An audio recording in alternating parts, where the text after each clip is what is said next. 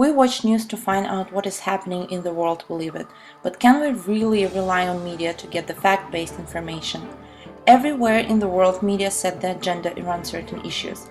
Today, the conflict in Ukraine is one of the most discussed topics worldwide. However, there are major differences between the way American and Russian viewers see it, as the mass media and news shape the reality their audiences perceive. We agree, if there was ever any doubt, that Russia is responsible for the violence in eastern Ukraine. The violence is encouraged by Russia. The separatists are trained by Russia. They are armed by Russia. They are funded by Russia. Russia has deliberately and repeatedly violated the sovereignty and territorial integrity of Ukraine. And the new images of Russian forces inside Ukraine make that plain for the world to see. This comes as Ukrainian forces are making progress against the separatists. And this is the response of Russian President Vladimir Putin. Вы знаете, говорить это одно, а иметь доказательства это совершенно другое. Я вам еще раз говорю, никаких вооруженных сил Российской Федерации, То есть американцы врут сейчас? Они врут. Никаких вооруженных сил, никаких инструкторов российских даже на юго-востоке Украины нет. Не было и нет. Вы не хотите присоединить Украину и никогда не пытались дестабилизировать там ситуацию? Нет, мы этим никогда не занимались. News focus on what is important and show the audience what is later identified as truth. The news media, primarily newspapers in his day, were the bridge between that world outside and the pictures in our heads. That the pictures were a reflection of the media, not necessarily of what was really happening in the world outside. These countries portrayed the same events differently in order to form their nation's opinions and attitudes towards the subject. We had a demonstration and clashes between pro-Russian and pro-Ukrainian protesters.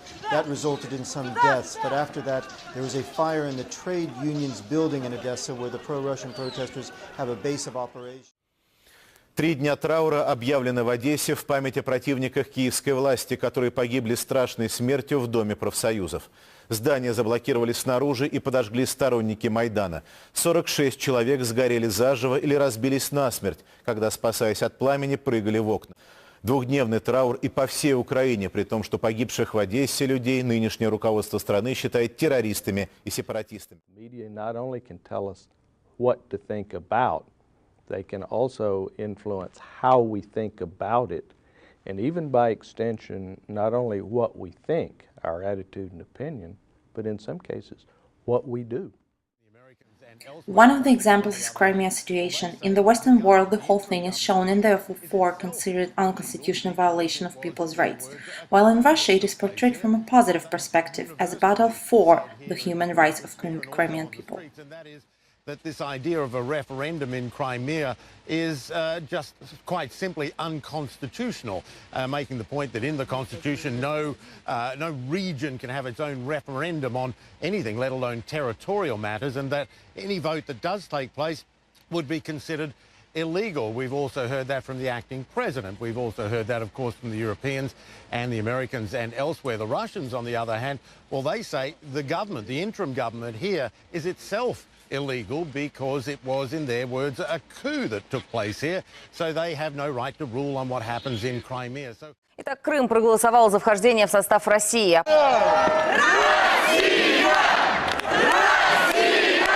Это просто праздник какой-то! 1000 жителей!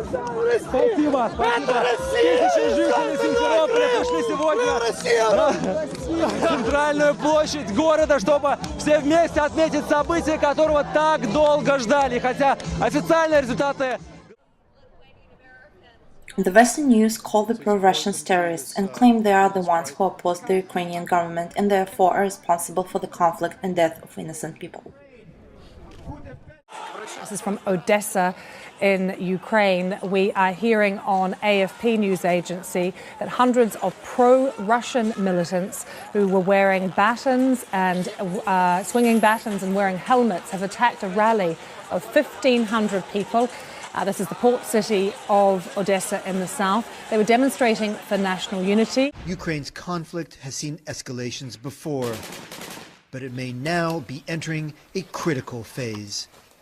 Pro-Russian rebels have launched a counterattack and pushed back government forces. Key towns have fallen, including Novoazovsk along Ukraine's southern coast. But Kiev and Western officials say this time there is a key difference. Kremlin forces are spearheading the attack.